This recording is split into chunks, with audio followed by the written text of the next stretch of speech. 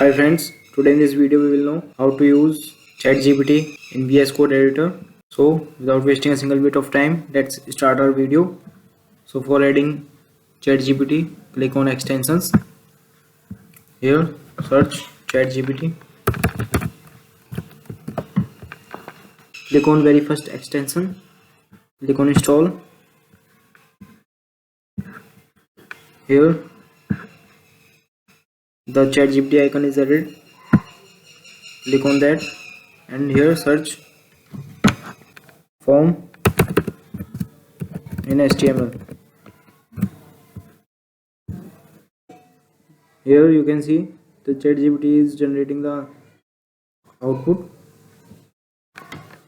Here you can see it is created a form in which the input field are first one for name, second one for email, third one for message, and fourth one is for submit.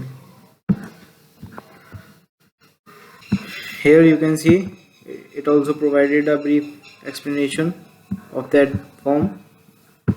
So if this video is helpful for you, then please do like, share and subscribe our YouTube channel. And I have created a playlist on vscode and Google Chrome extensions. Please check out both playlist. Thank you guys.